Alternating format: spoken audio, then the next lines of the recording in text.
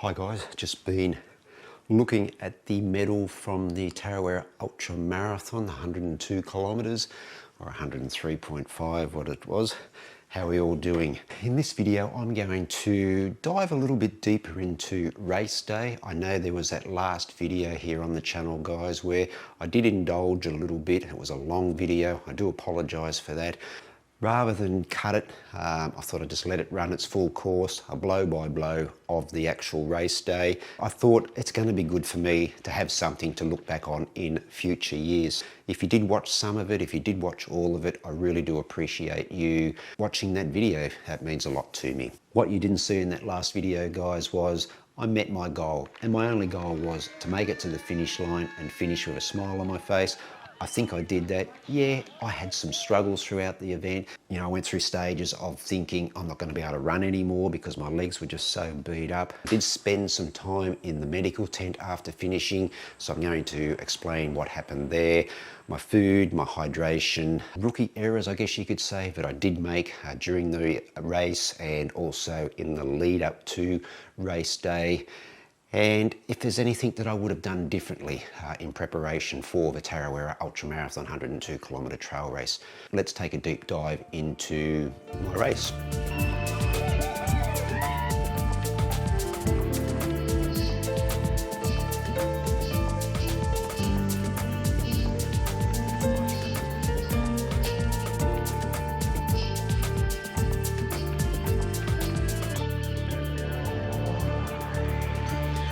Like I said, I did spend some time in the medical tent after the event. That's not unusual because everyone who did take part in the 100 kilometre and the 100 miler there at Tarawera was weighed at check-in and then was also weighed after finishing the event. For me, I weighed in at 71.2 kilos the day before at check-in, and when I finished, 67. Now they do have a trigger point, I guess you could say, if you lose 4 kilos or more, and that's the reason why they kept me back in the medical tent for a little while, just to make sure that I was okay. Look, there was nothing wrong. I felt fine. And look, here in Brisbane during summer on my long runs, I was losing 4 and 5 kilos, so it was nothing new for me. So after talking to the medical personnel and having some soup and getting warm, I was in the medical tent for about 15 or 20 minutes. But what really did ram home to me was the fact that I had been eating and drinking pretty constantly throughout most of the race, and to lose the 4 kilos was a little bit of a surprise. It wasn't all that hot on the day. I did sweat a little bit, yeah, but I didn't think that I would lose that much because I was replenishing the calories, I thought, and also staying really well hydrated. Now, another thing that was really surprising to me, and if you can believe Garmin, I burnt more than 7,300 calories throughout the whole event. Now, my official finishing time was 14 hours and 33 minutes, right on the nose. So that equates to me burning just a tad over 500 calories per hour. Now, there's no way in the world that I was consuming that many calories out there on course. I had peanut butter sandwich, Cliff bars, dried fruit, I had chips, I had vegan lollies, I had protein balls, I was having oranges and watermelon at the aid stations. So I felt like I was consuming enough to keep me going, but in the end of the day, I think that I was only around about that 250-ish calories per hour. So there was a huge deficit there, and I think that contributed to that lack of energy. I went through that really bad patch from 50 kilometers through to about 75k where I just had no energy. As you saw in that last video, I felt okay, but I just had no real get up and go. And I think the calorie deficit that I experienced there, in combination with the fact that I hadn't slept well the 2 previous nights before race day, just caught up with me, and that just contributed to not having the energy stores that I would really have liked. In future, if I do another event like this, then I really need to look at boosting those calories throughout the event, because if I'm burning that many calories over that amount of time, it's probably only natural that the body was going to put up the white flag and say, well, you know, I need some fuel. The food and hydration that I used out on course, I had no issues at all. The stomach was fine. Everything that I had, I'd used in training beforehand, so I knew there wasn't going to be any issues. My only problem was, and this is probably a little bit of an error as well with the sandwiches, when I got to my bag drops where the sandwiches were, they were a little bit stale because I had to drop them the day before.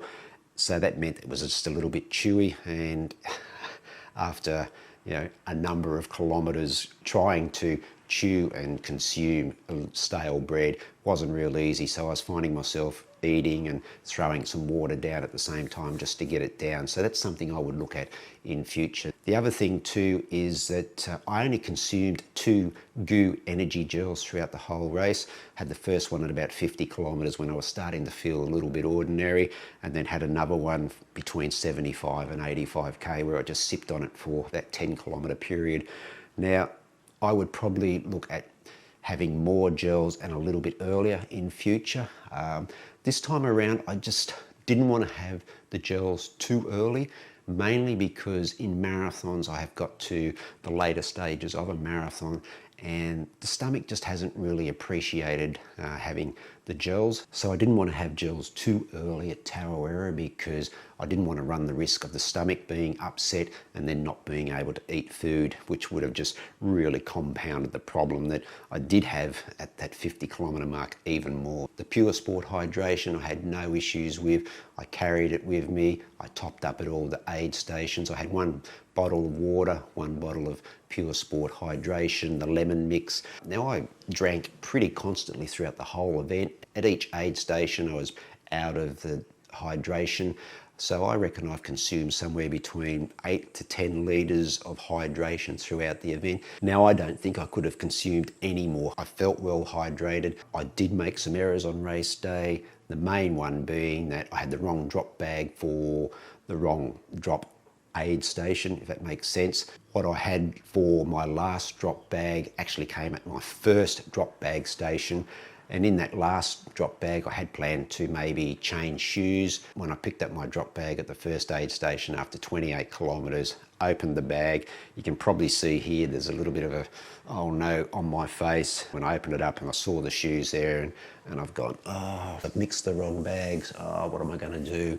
I've made a rookie error. I've put my shoes that I was thinking of wearing for the last 16k in the wrong bag. But that's okay, because it's a little bit rocky after that aid station, so I don't know if I could have used the road shoes anyway. Now, there was no issues with the nutrition because I had nutrition pretty much the same in every drop bag, but it was the fact that I wasn't going to be able to change my shoes at 86 kilometres like I had initially planned to. So that was a bit of a slap in the face that I'd got those drop bags mixed up. In the end, it didn't matter because the Hoka Speedgoat 5s performed magnificently. The only issue that I did have at around about 73k, the aid station, I was starting to develop just a little bit of a hot spot on my big toe on my right foot. So I stopped, got the Compeed blister patches out, put it on my toe, and had no issues at all after then, and finished the race with just the tiniest little blister on that toe. Another error I made, and this was in the lead up to the race, I had forgotten, or I had wiped completely from my mind, the fact that there were a number of stairs on course, and the stairs coming down into the redwoods, which we had to do twice. The first time around, and these are quite, huge steps, bigger than the average step, and that just knocked my quads for 6. At about 55k, my quads were burning, and it was because of those stairs. And then we still had another whole heap of stairs to walk up, around about 60-ish kilometres, and that sort of really stumped me as well. And then obviously we had to do that second loop into Redwoods, so we had to come down those stairs a second time, and my quads were just absolutely spent by then. And I think from that second loop I walked most of the way to the last aid station, so I walked about 2 or 3 kilometres through there, and that was around about the 95 kilometre mark. In the lead up, I had done no stairs because I just completely wiped it from my mind. I'd done plenty of hills and running up and running down, but there's no substitute from doing some preparation on the stairs, and I was really found wanting in that department. That, yeah, the legs just packed it in, especially the quads, and I think I said in the last video, guys, where I just wasn't able to run down any steep hills, and running up the hills was just non-negotiable. In future, and I've said this before here on the channel, check the course, make sure you know what's coming up on the course and prepare and prepare well for it. I didn't, and that was a rookie mistake. The other thing I would like to do differently too would be to get more sleep. I don't know why I didn't sleep the 2 nights before. You know, we arrived in New Zealand in plenty of time. You know, there was only a 3-hour time difference. It wasn't as if there was going to be any sort of problem with jet lag or anything like that. I just had restless nights on the Thursday and Friday before race day and just didn't sleep. Yeah, that'd be something that I would like to remedy for next time, if there is going to be a next time. Maybe need to have naps during the day, just to make sure that the body is well rested. It certainly did impact on my running on race day. So that brings me to what would I do differently, what worked well, what didn't work well. Running to the low heart rate in preparation for this 102 kilometers worked perfectly. You know, I was able to get some good fitness, I was able to get some good miles in the legs. The only thing that I would say is that maybe I didn't do long enough for my long runs. I think my longest run really tapped out at about 38 kilometers, 40 kilometers. Although I did do a double up day, which got me to 60 plus kilometers. So I think there I would do longer runs in preparation for an event of this distance. I think I would work on a little bit more with my nutrition. Obviously, I underestimated how much calories I would burn during the event, and just double checking as well on drop bags and making sure that I've got the drop bags in the right bloody place. I think leading up to the event, I wouldn't change too much. You know, I got some good miles into the legs. I built steadily throughout the training block. It was a long training block, something like 14 weeks, where I built up to 175k was my maximum week. But I would have to do more specific training for the course profile, and that's something that I don't know, it's just something that slipped my mind. Those bloody stairs, I just forgot about them completely, and that came back to bite me on the bum. All right, guys, that was just a bit of a recap on some of the things you didn't see in that last video. Just a little bit deeper dive into what happened on race day and obviously before race day. Got one more video to come in this Tarawera 102 kilometer series. That's going to be the runner's getaway. That's pretty much about what we got up to in New Zealand, our extended stay in New Zealand, because we got caught up in Cyclone Gabrielle and our flights got cancelled, but more on that in that video. Guys, if you have been following along in this series, really do appreciate that. What's going to happen in the future? I don't know at this stage. I've got nothing planned. I am not going to be doing the UTA 100 in the Blue Mountains. I'm just having a bit of a break at the moment. I'm having a few weeks off, just letting the body recover. I had a couple of niggles leading into Tarawera, some Achilles issues and some knee soreness, so I'm letting that settle down. I've done a couple of park runs since then. You're watching this video now, it's been 2 weeks since race day. Slowly get back into some running over the next week or two. We'll drop the distances for a little while and just enjoy running and enjoy making some videos. If you've got all the way to this point in the video, guys, really do appreciate you watching, and I really do appreciate all your support right through this training series. It's been a blast, 102 kilometers, I ticked it off. Take it easy, guys, wherever you are, run well, run safe, and I'll see you in the next video.